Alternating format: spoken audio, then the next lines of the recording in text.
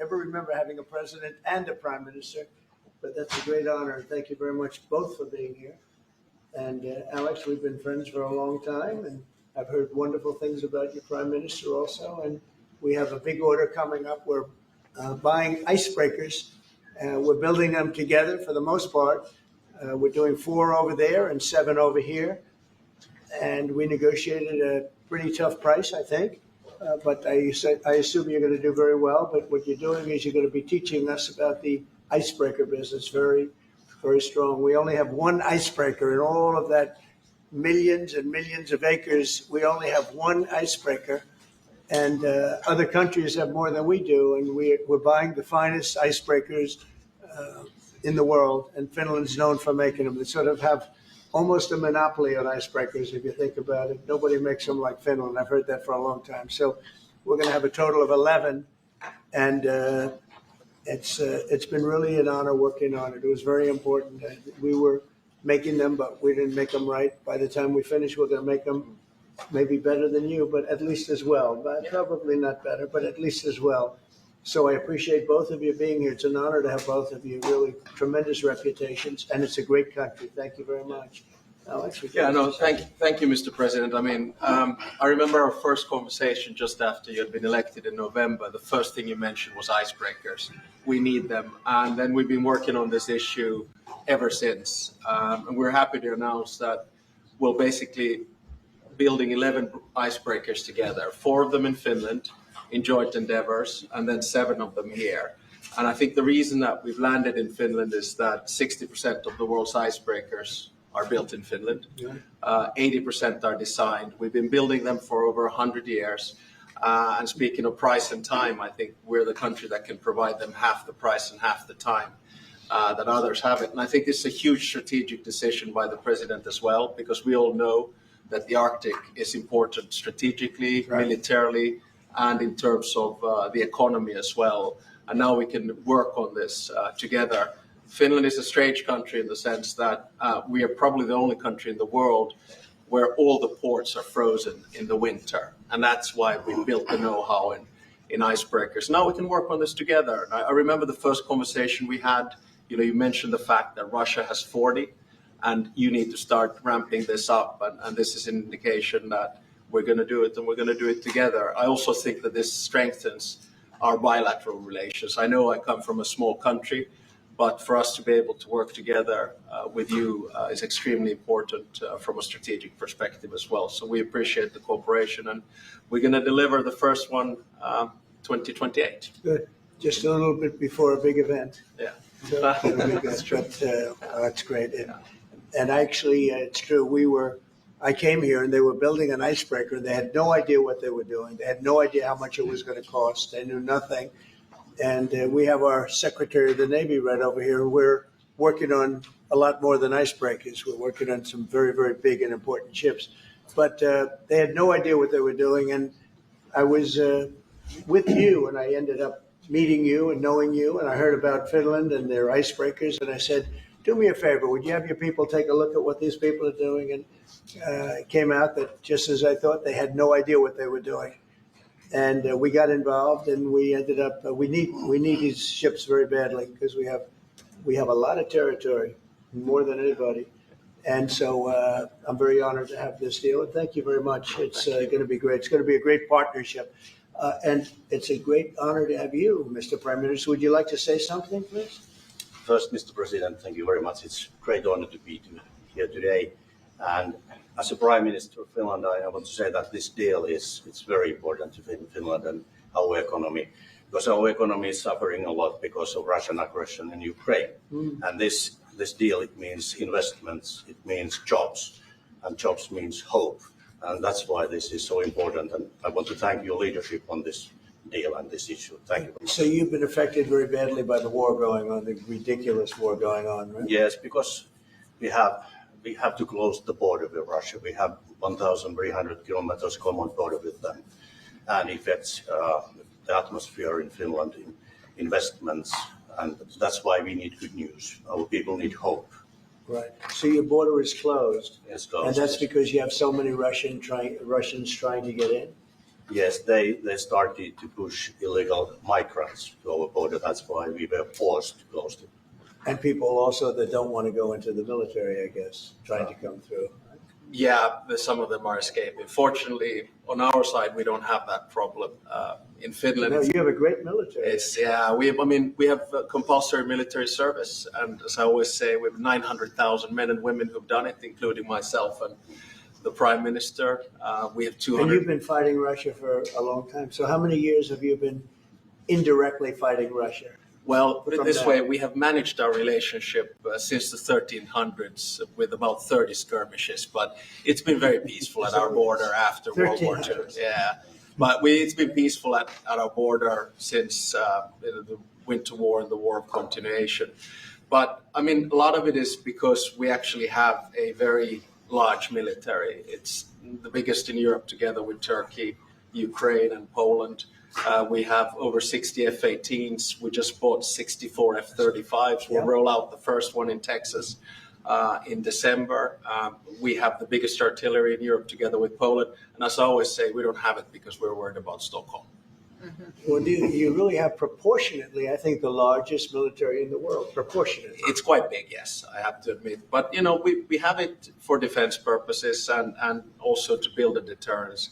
And it's worked. And I think that's one of the reasons that our relationship is so good as well. We have the Defense Cooperation Agreement with you. Right. We're new allies in NATO. Our defense expenditure is going north of 3%. We work very closely with you. And the rest of our allies. And, when you push the ceiling of defense expenditure in NATO to 5%, you can imagine that a country like Finland was quite pleased with that, because that means that all of the allies have to bring up their defense expenditure. And you basically increased our security just with that decision in The Hague. And I have to admit that having been to my first NATO summit in the summer of 2024, if someone would have told me that you will move from 2% to 5% after Trump enters, I would have said, go see your doctor.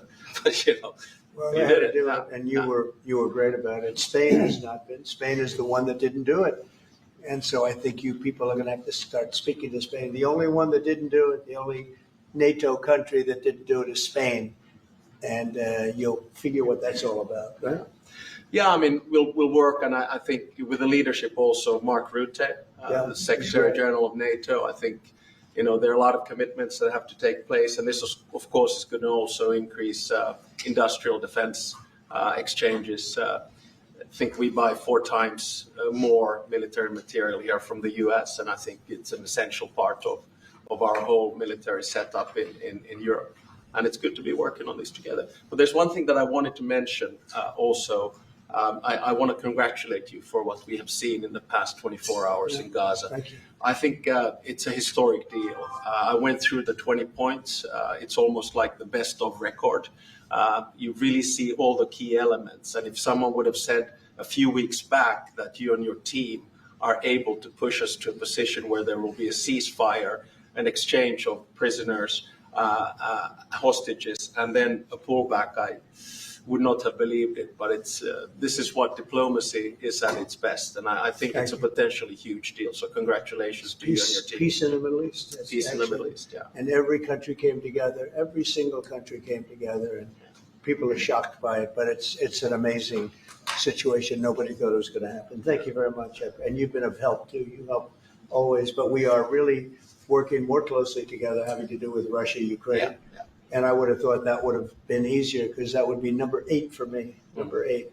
And I would have thought the Russia deal maybe would have been one of the easier ones. And unfortunately, last week they had over 7,000 soldiers die unnecessarily. So it's a terrible thing, but I think we'll be getting there hopefully soon. Yeah, probably we'll go, or you will be going piece by piece. I mean, there are only so many agreements that you can get done, and I think this one will be the next big one. Now, of course, this one needs to stick, and I'm sure it will, because the incentives are all there, and then we'll continue to work. I mean, the last time I was here in the Oval Office was with the other European leaders in August, and I think we did a lot of good advancement there on security arrangements. I think you pushed us Europeans hard not to buy oil and gas from Russia, which I think is a very correct decision. Europe just put down its 19th sanctions package. I think Russia is actually right now, both economically and militarily, not in a very strong place. And I think it's because of the commitments that we've made to Ukraine. So, day by day on this one. Yeah, we're going to get it worked out. Questions, please? Question for President Stubb. You have time and again said that one should not underestimate Mr. Trump's negotiating ability. Do you personally believe that Mr. Trump deserves to win the Nobel Peace Prize tomorrow? Oh, well, I think that's probably a decision that comes from the Nobel Committee.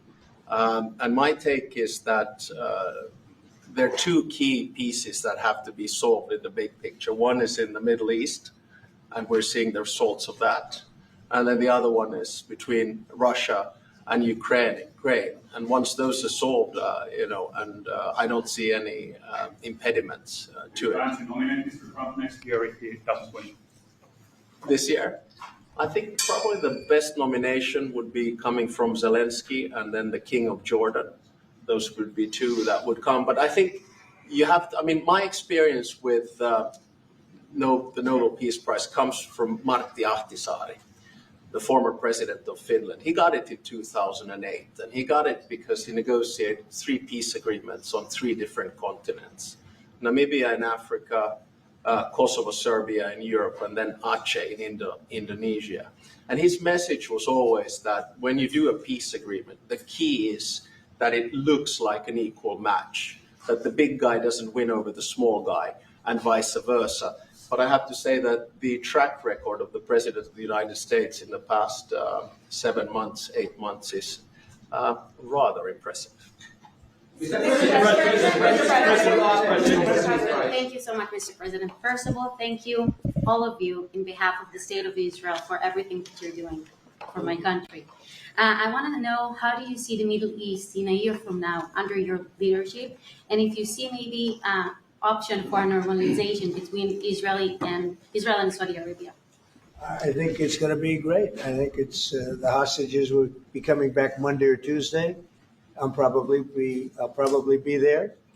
I hope to be there, and we're planning on leaving sometime Sunday, and I look forward to it. And everybody I see is celebrating in Israel, but they're celebrating in many other countries too. A lot of the Muslim and Arab countries, they're celebrating. Everybody's celebrating. Everybody loves the deal. So it's a great honor to have been working on it. And as you know, it's all finalized and done. We've had a lot of terrifically talented people. We've had tremendous support from UAE, Saudi Arabia. Qatar has been unbelievable. Egypt, as you know, and Jordan. Indonesia. I don't want to leave anybody out. Just so many different countries. It's been incredible. Nobody's seen anything like it. So I think in a year from now, it's going to be great. I think it's going to be great. Mr. President, how do you rate your chances of winning the Nobel Peace Prize tomorrow? Well, I don't know. Look, I made 7 deals, and now it's 8. Solved the wars, one going 31 years, one going 34 years, one going 35 years, one going 10 years. I made 7 deals. This would be number 8. The one I thought that I was going to make, and I think we will probably, is because it's a ridiculous war. It's a horrible war. The worst since World War II. If you look at the people doing is Russia, Ukraine. I think we'll do that too.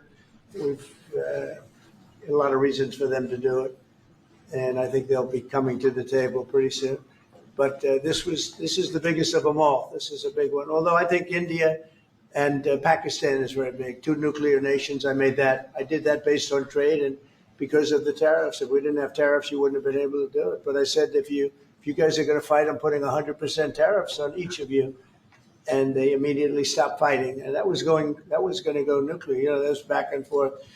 So I know one thing. I don't know what they're going to do, really. But I know this, that nobody in history has solved 8 wars in a period of 9 months. And I've stopped 8 wars.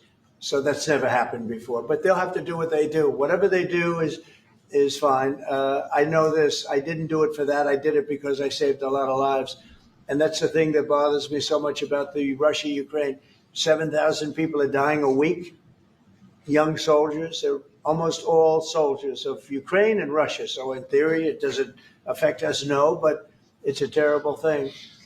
And we'll get that solved too. But nobody has ever done 8 wars. Nobody's done 8 wars in 30 years, let alone 9 months. Are you going to step up the pressure? Are you going to step up the pressure for a Ukraine deal? Yeah, we are stepping up the pressure. We're stepping it up together. We're all stepping it up. NATO's been great.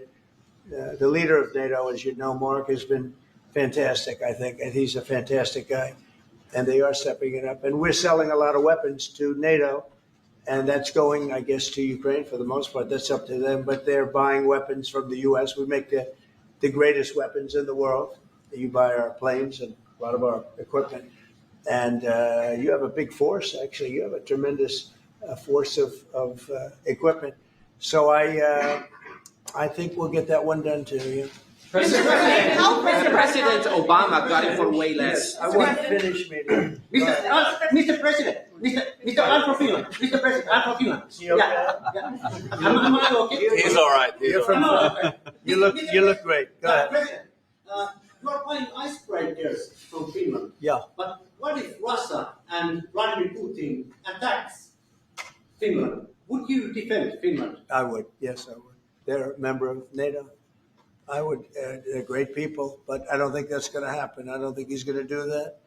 I think the chances of that are very, very small. But it's very interesting because you have a very big military relative to your size. You have a very powerful military, one of the best. And but certainly we will be there to help. Thank you. Okay, please. Mr. President, thank you. We have a big border, as our president said. How would you exactly defend Finland? And thank you. Say what? How would you defend Finland? Vigorously. Can I just add on that? We're very pleased with the fact that we have so much training going on with American soldiers right now. So they're getting experience from Arctic conditions. And we're integrating our militaries together, working not only through the DCA agreement, but other ways as well. We see that day to day in the work that we do, and it's working well. Okay. Yeah. Please. Yeah, thank you. Where are you from? I'm from Finland too. Only Finns here. You have a lot of. Yeah, a lot of Finns. It's No? very impressive. Yeah. So, Mr. President, I like them better than our reporters. So, how do you see the situation in the Arctic developing? Are there going to be any mutual plans for Finland and U.S.? Well, we will. I mean, we have a lot of relationships together. I mean, mostly buying our military equipment. They buy a lot of it. They have an order, I guess, 60 planes, 64 F-35s, and many other things too. It's a big order. Big countries don't order that many planes. You know, it's 10 billion. You have a lot of aircraft, a lot of great military. We make the best military equipment. They buy a lot from us, so it's very good. We're going to work together very closely with Finland and with NATO. We have a very good relationship. As you know, I requested that they pay 5%, not 2%, and most people thought that was not going to happen, and it happened virtually unanimously. We had one laggard. It was Spain. Spain. You have to call them and find why are they a laggard, and they're doing well too. You know, I think because of a lot of the things we've done, they're doing fine. They have no excuse not to do this, but that's all right. Maybe you should throw them out of NATO, frankly. Please, go ahead. What are you planning to do with Tall that? gentleman, nice tall gentleman, go ahead, with the yellow shirt. Thank you, Mr. President. I wanted to change gears really quickly and ask you, you're going to Walter Reed tomorrow? What are you having done? How are you feeling? I'm meeting with the troops, and I'm also going to do a sort of semi-annual physical, which I do. And I think I'm in great shape, but I'll let you know. But I have no difficulty thus far. Is there wood around here? I'll knock on. No difficulty. Physically, I feel very good. Mentally, I feel very good. You know, I did about 6-7 months ago. I do physicals. I like to, when I'm around, I like to check always early, always be early. It's a lesson for a lot of people. But I also did a cognitive exam, which is always very risky because if I didn't do well, you'd be the first to be blaring it. And I had a perfect score. and one of the doctors said he's almost never seen a perfect score. I had a perfect score. I got the highest score, and that made me feel good. When they asked, would I like to do one? I said, yeah. I said, did Obama do it? No. Did Bush do it? No. Did Biden do it? I definitely did. Biden wouldn't have gotten the first 3 questions right. No, Biden didn't do it. Biden should have done it. I'm actually a person that believes that if you're president, you should do a cognitive exam. But last time I took a cognitive exam, and it was a perfect score. The doctors announced it. And by the way, not the easiest test. The first few questions are pretty easy. Once you get into the middle, it gets a little trickier. And there aren't a lot of people in this room that would get every single question right, I can guarantee You're you. putting me in a difficult spot now. Next question. Obama got the Nobel Peace Prize for way less than you did, and President Obama got the Nobel Peace Prize He for got a way prize less. for doing nothing. Exactly. Obama got a prize. He didn't even know what he got. He got elected, and they gave it to Obama for doing absolutely nothing but destroying our country. No, he was not a good president. The worst president was Sleepy Joe Biden, but Obama was not a good president. Are you going to do something with the They Hezbollah? gave him a prize. How many months after he won the election, then they gave him the Peace Prize, right? It was right afterwards. Are you going to My election was a much more important election.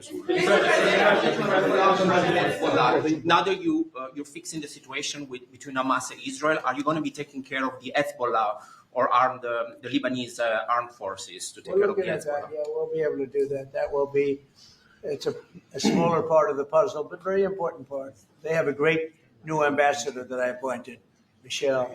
Great new ambassador. So yeah, please. President, you said that the hostages will be released on Monday or Tuesday. What's your strict deadline? When do they have to get released? Well, And how do you make sure each party abides by It's going to be the around that time. Yeah, they're working on it very hard. Tuesday after? They're in very diverse parts of the earth. Okay, they're very, very diverse. Actually, it's I think they're gonna come through. I'd be surprised if they didn't. I think it'll happen. Mr. President, In the back. Thank you, sir. The 19th point of the 20-point plan said that in the future there could be conditions in which the Palestinians might eventually get a state. Under what conditions do you think the Palestinians Well, will we'll look at it at the time. We're going to see how it all goes. And, there's a point at which we may do something that would be a little bit different and may be very positive for everybody.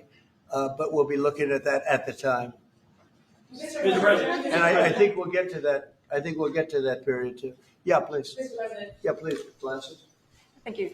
Mr. President, the United States has previously said that that Europe would have to take more responsibility for its own security. Are you or the U.S. planning to withdraw some of the U.S. forces from the European soil? No, but we may move some around a little bit. I'd ask you that question, Pete. Go ahead. I think that's right, Mr. President. We're very much heartened by your leadership to get NATO to rise up to 5%, which means they can take primary responsibility for defense of the continent. But that doesn't mean America is abandoning NATO in Europe. But we could look at where our troops are postured, what makes the most sense for America and our NATO allies. We have a lot of troops in Europe, as you know, a lot. And we can move them around a little bit. But no, basically we'll be pretty much set. Go ahead. What's your second? My second question would be, are you planning to impose more sanctions on Russia at this point? I might. Yeah, I might. Mr. President, your 20-point plan says we will encourage people to stay. Can you confirm that as Gaza is rebuilt, that no one will be forced to leave? Yeah, nobody's going to be forced to leave. No, it's just the opposite. This is a great plan. This is a great peace plan. This is a plan that was supported by everybody. I mean, as I said, they're dancing in the streets of many, many countries right now. It's amazing. I've never seen anything like it. No, we're not looking to do that at all. Mr. President, how soon do you think we could see a full withdrawal? Mr. President, can you cut through the politics on the shutdown? We had another failed vote today. Can you speak to our viewers from Orlando to Sacramento? What's your message to some of these families tonight facing missed paychecks, potential layoffs, and missed benefits due to the shutdown? Yeah, I blame the Democrats. They ought to call their local Democrat representative, whether it's a senator or a congressman, and it's their fault. I mean, they admit it, it's their fault. They campaigned on the fact that they'd never shut down the country, but they want to shut it down. And, we have the greatest economy. We're the hottest country in the world right now. I think you'd admit that. The hottest country. We went from a dead country a year ago to the hottest country in the world. So I think they probably don't like that. But we're doing great. I mean, we're doing great. I would say my message is call your local representative, congressman or senator, and tell them to get on the ball. The Democrats have caused this problem. Can I ask one more question? Congressman Yeah, Randy please. Fine. Thank you, Mr. President. Where are you from? I'm from Finland. It's so nice. Uh-oh, here we go. Yeah. Here So- we go with a killer question. I would like to circle back to the icebreaker deal. So Finland and the US are strengthening their economic partnership through the deal.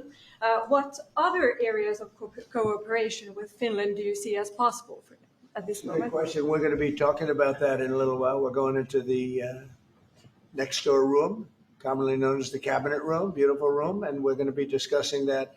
But we'll be doing other things. It's a wonderful country with wonderful people. We've had a long-term relationship, but it's never been as close as it is now. We'll be doing other things. Go ahead. I mean, we've been talking about a lot with the president, with the two specific fields where I think Finland has strengths. One is quantum and quantum computing. And we know that that is basically what gives food for thought for artificial intelligence. That's very important. The second one is actually networks. And you know that there are two sort of safe and trustworthy Western networks right now. One of them is Nokia. And the other one is Ericsson. And actually 70% of all broadband in the United States is Nokia. So one of the things that we could work on together is creating the 6G space through networks. And we actually, Nokia has 7,000 people working here in the United States and an American CEO. Okay, anybody else? What is the international stabilization force that's going to deploy to Gaza? What is that going to look like? To be determined, really I think there's going to be a large group of people determining what it will be, and a group of people funding it that are very rich countries are going to be funding it. People want to see this work. It's going to work. It's absolutely going to work. And it starts, it's already started. We've signed, as you know, everybody's agreed. I think Monday is going to be a very big day, Monday, Tuesday, but it's going to be, depending on where you are, it's going to be a very big day. I think it's going to be a day of great celebration. I've never seen anything like it. The streets of so many countries right now, they're just roaring with love and with praise for the people that did this. And these are countries that did this. The whole world came together for this, even Iran. And I really thank them for it. Iran came out and said this is a good thing. It's a very good thing. So it was terrific. It's been a terrific experience for me. Thank you very much, everybody.